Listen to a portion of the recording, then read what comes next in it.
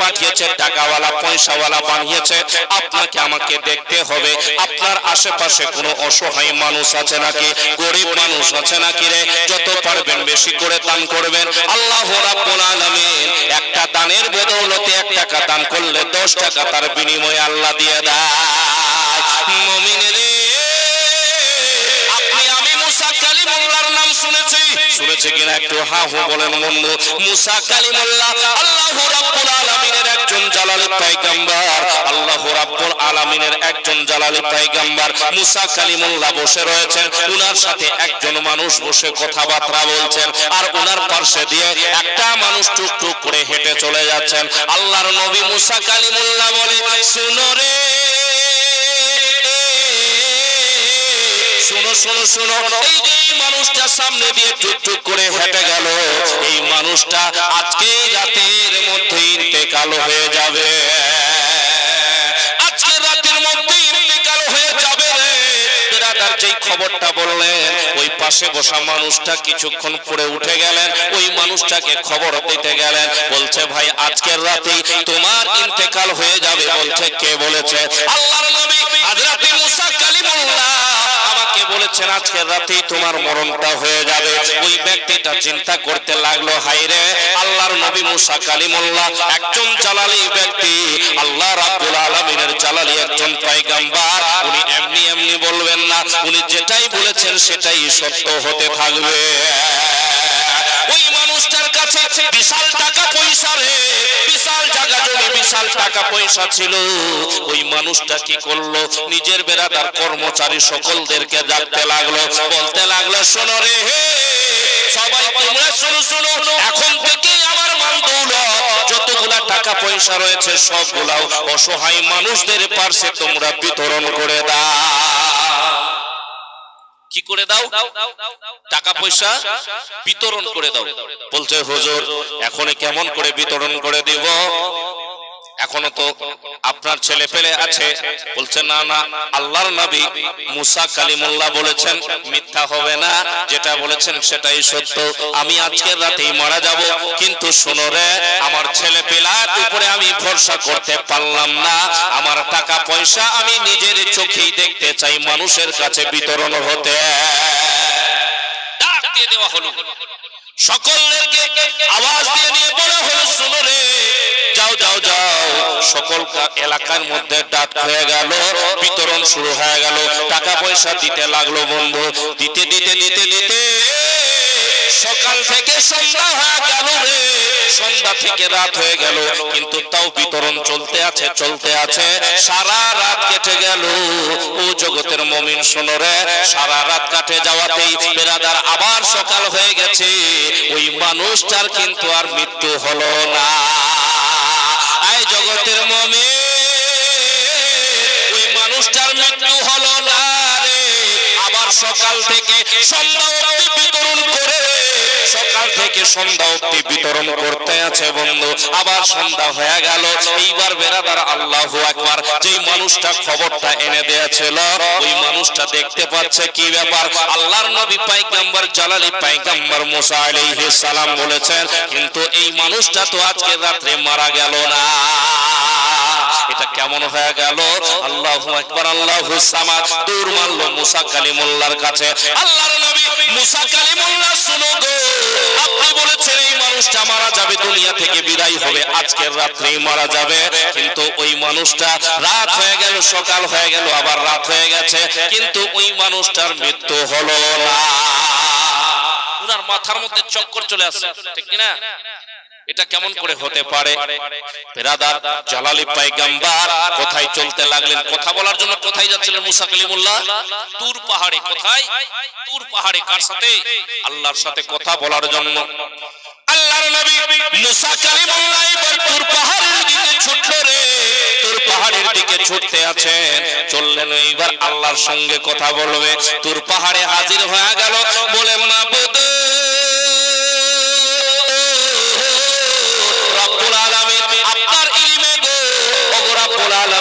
আপনার ইলমে আমি বলেছিলাম যে ওই মানুষটার আজকের রাতেই মরণ হয়ে যাবে। আপনি যে আমাকে ইলম দিয়েছেন সেই ইলমের জোরে বলেছে গো, আজকে যদি ওই মানুষটার মৃত্যু হলো না তাহলে মানুষ আমাকে মিথ্যাবাদী বলবে।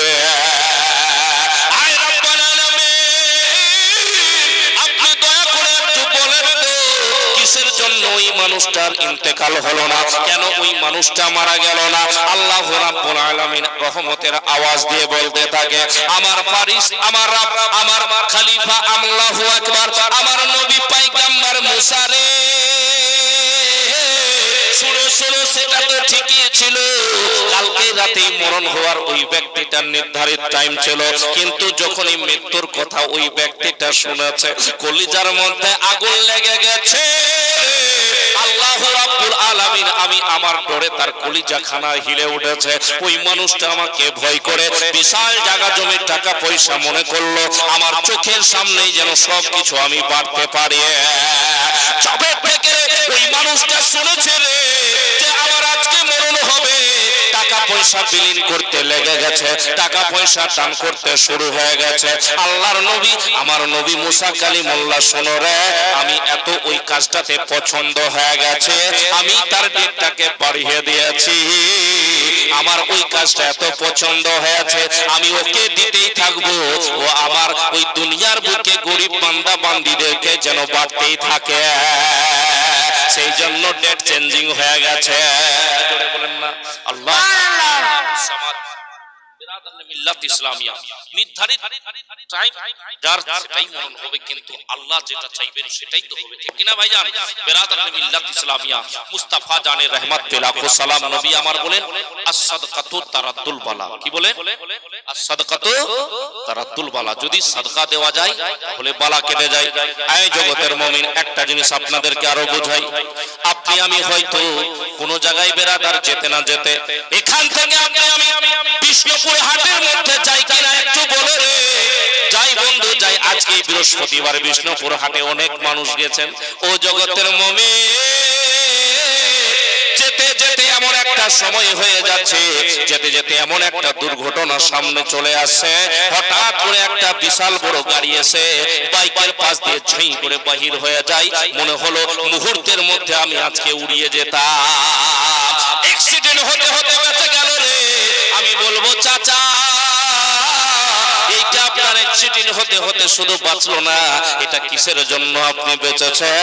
হতে পারেন আপনি কোনোদিন এমন অসহায় মানুষকে 5 টাকা দান করেছেন, সাচ্চা দিল থেকে আপনি কোন অসহায় মানুষের পাশে দাঁড়িয়েছেন, অসহায় মানুষকে খাবার খাইয়েছেন, সেই জন্য আল্লাহ রব্বুল আলামিন আপনাকে বিশাল বড় একটা বালা থেকে দূর করে রেখেছে, বিশাল বড় বালা মুসিবত থেকে বাঁচিয়ে দিল রে।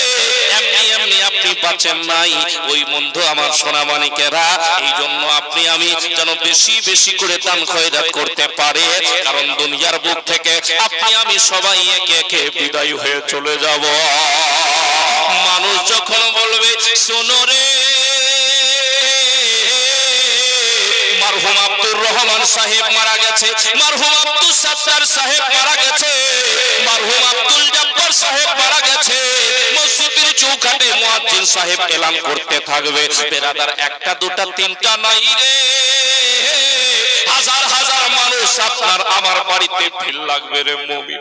জগতের মুমিন সোনা বন্ধুরা আমার, শুনো শুনো, এই যে শবে বরাত গত হয়ে গেছে, এই শবে বরাতের মধ্যে, এই শবে বরাত থেকে নিয়ে ওই শবে বরাত অবধি কত মানুষ দুনিয়ার বুকে আসবে আর কত মানুষ মারা যাবে, সবারই মরণ লিস্টের মধ্যে নাম চলে এসেছে। মুমিনের জায়গার মধ্যে যত মানুষ বসে আছে, কেউ কি আপনি আমি বলতে পারবো মাওলানা সাহেব আমার মরণ লিস্টের নাম আছে নাই রে? হতে পারে আপনাদের আমাদের মধ্যে বন্ধু কাউরে নাম মরণ লিস্টের মধ্যে চলেও আসতে পারে। জগতের মুমিন শুনো রে, এই জায়গার মধ্যে যত মানুষ আপনি আমি বসে আছে, হতে পারে আপনার আমার কাফনের কাপড় ভরতপুর মার্কেটে উঠে যেতে পারে, বেরাদার ওই বিষ্ণুপুর মার্কেটে আপনার আমার মরণের কাপড়খানা কাফনখানা চলে আসতে পারে। বেরাদার আল্লাহু আকবার। কিন্তু অথচ আপনি আমি আল্লাহকে ভয় করলাম না, মরণটাকে ভয় করলাম না, দুনিয়ার রঙে রঙিন হয়ে থাকলাম রে মুমিন। জগতের সোনা বন্ধুরা শোনো রে, ভালো যদি কাজকর্ম করতে পারিস তাহলে ভালো, আর যদি ভালো না করতে পারিস রে ব্রাদার, কবর মিজান হাসর ফুলসেরাত সব জায়গার মধ্যে ধুলাই হতে থাকবে। জগতের মুমিন একটু শুধু মরার আগে মরবে, একটু মরার আগে ধ্যান দিয়ে দেখ, মানুষ আপনার আমার বাড়িতে আসবে, সবাই বলবে চলো চলো তাড়াতাড়ি করে মাইয়ারটাকে কাফন পরিয়ে দাও, তাড়াতাড়ি করে গোসল দিয়ে দাও। ওই মৃত্যু ব্যক্তিটার রূহ বলবে দুনিয়ার মানুষের আগো, আমাকে আর একটু সময় থাকতে দাও, আমাকে আর একটু সময় থাকতে দাও, আমার শরীরের কাপড়গুলা আস্তে আস্তে খোলো, মৃত্যুর যন্ত্রণাতে আমার শরীরখানা ব্যথায় ব্যথিত হয়ে গেছে। ওই মৃত্যু ব্যক্তির রূহখানা আওয়াজ দিয়ে দিয়ে বলবে, ও আমার দাদা ভাইরা শুনো রে বেরাদার, কিন্তু আপনি আমি কেউ শুনতে পাবো না। ও জগতের মুমিন শোনো রে, বলবে মূর্তা ব্যক্তিটার রূহটা আওয়াজ দিয়ে বলবে, আমার শরীরটাকে আস্তে আস্তে গোসল দে রে, মৃত্যুর যন্ত্রণা শরীরখানা ব্যথায় ব্যথিত হয়ে গেছে। হ্যাঁ যুবকের দল শোনো রে, আল্লাহু আকবার আল্লাহু সামাদ। আজকে আপনি আমি নিজে বিশাল বড় মস্তান মনে করছে, আজকে এই শক্তির গরম দেখালাম, আল্লাহ রাব্বুল আলামিন আপনাকে আমাকে পাওয়ার দিয়েছে, তো আপনি আমি অন্য মানুষদের উপরে চড়ে বসে না রে। এমন একটা দিন আসতে পারে রে যখন আপনি বিছানায় পড়ে যাবেন, আল্লাহু আকবার আল্লাহু সামাদ, যখন মরণটা পাশে চলে আসবে আপনি হাতখানা তুলতে চাইবেন রে, আপনার শরীরের মধ্যে মশা মাছিগুলাকে তাড়ানোর জন্য রে, কিন্তু আপনি তাড়াতে পারবেন না। বেরাদার এমন একটা সময় চলে আসবে রে মুমিন, আপনাকে আমাকে সবাই যতই ক্লোজ বন্ধু থাকুক, যতই আপনার আপন বন্ধু থাকুক, বেরাদার একদিন দুদিন তিন দিন চার দিন সবাই কাটবে বেরাদার, কাদার পরে 1 মাস 2 মাস 3 মাস 2-4 বছর কাটবে, মানুষ আপনাকে একে একে ভুলতে থাকবে, মানুষ আপনাকে ভুলবে। জগতের মুমিন আপনার তাহলে কি জিনিস দুনিয়ার বুকে থাকবে? মুস্তাফা জানে রহমত পেলাকো সালাম, আমার মায়ার নবী দয়াল নবী মুস্তাফা বলেন, দুনিয়ার বুক থেকে যখন মানুষ বিদায় হয়ে চলে যাবে তার কয়েকটা জিনিস থেকে যায় বন্ধু। কি জিনিস থেকে যায়? বিরাদার আল্লাহু আকবার, যেমন আজকে বেঁচে আছে আপনার আমার নেকির দরওয়াজা ওপেন আছে, বুঝতে পারলেন? নেকি করব সওয়াব পাবো। এই জগতের মুমিন আপনার আমার গুনার দরওয়াজা ওপেন আছে, আপনার আমার তওবার দরওয়াজা খোলা আছে বিরাদার, কিন্তু মানুষটা যখন মারা যায় তার সমস্ত দরজাগুলা ক্লোজ করে দেওয়া হয়, সব দরজা বন্ধ হয়ে গেল। নবী মুস্তাফা বলেন সেই ব্যক্তিটার 3টা কাজ যদি করে দুনিয়ার বুকে হয়, কবরের মধ্যে আল্লাহ রাব্বুল আলামিন সওয়াব পৌঁছাতে থাকে। মুমিনের যদি বাবা মরে গেছে, মা যদি মরে গেছে রে, এক কথায় আর ওই ব্যক্তিটা যদি দান খয়রাত করেছে, মসজিদ মাদ্রাসা বানিয়ে দিয়েছে, তাহলে কবরের মধ্যে সওয়াব পৌঁছাতে থাকবে। মুমিন শোনো শোনো, নেক সন্তান যদি দুনিয়ার বুকে থাকে রে, তার জন্য দোয়া করি সালে সওয়াব করে মা বাবার কবরে সওয়াব পৌঁছাবে। এক কথায় এমন কাজ করেছে যেই কাজটা থেকে মানুষ উপকৃত হচ্ছে, কবরের মধ্যে সওয়াব পৌঁছাতে থাকবে। ও আমি মইরা যাব চইলা যাব, আমায় তোমরা ভুইলা যেও না, তাই নে পামে মাটি আমার মাটির বিছানা। সব দিক থেকে মাটি আর মাটি হবে। বেরাদার মিল্লাত ইসলামিয়া, আল্লাহু আকবার আল্লাহু সামাদ, সব জানি আপনি আমি ওই অন্ধকার কবরে আপনার আমার আমলখানায় কাজে আসবে। জগতের মুমিন সোনা বন্ধুরা, আজকে দুনিয়ার বুকে নিজেকে বিশাল বড় পাওয়ারফুল মনে করলে, জগতের বুকে আজকে নিজেকে বিশাল বড় ক্ষমতাশীল মনে করলে আল্লাহু আকবার, ধীরে ধীরে সময় যেতে থাকবে, আপনি আমি বৃদ্ধ হতে থাকবো, সব জওয়ানি খতম হয়ে যাবে, সব পাওয়ার খতম হয়ে যাবে, অবশেষে আপনাকে আমাকে দুনিয়া ছেড়ে বিদায় হয়ে চলে যেতে হবে। মুমিন একবার মরার পরে তারপরে আপনি আমি বুঝতে পারবো, যদি আপনি আমি দুনিয়ায় ভালো আমল করি, আপনিও জানেন আমিও জানি, কবরের মধ্যে আপনি আমি শান্তিতে দিন কাটাই, আর যদি কবরের মধ্যে আপনি আমি খারাপ আমল নিয়ে যাই বেরাদার, তাহলে বুঝে নেন কবর থেকে আপনার কি বলছে সাজা শুরু হয়ে যাবে।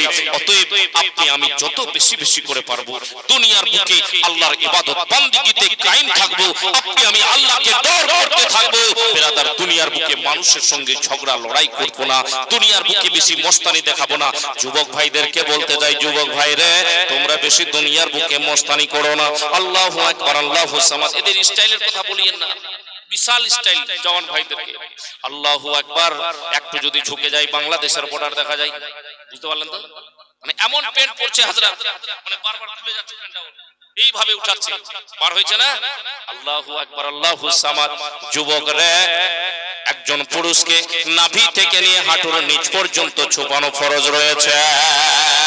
আরো একটা জিনিস বলি রে যুবকদের, তোর শুনো রে, এরকম আপনি আমি দেখতে পাবো বাড়িতে নিজের মা আছে, বোন আছে, নিজের মেয়ে আছে রে, কিন্তু আল্লাহু আকবার, আল্লাহু সামাদ। যুবক ভাইয়েরা, ও জগতের মুমিন বেরাদার, আল্লাহু আকবার, আল্লাহু সামাদ, জাঙ্গিয়া পরে বাড়িতে গোসল করে করছে কিনা? এরকম ভাই আছে কিনা?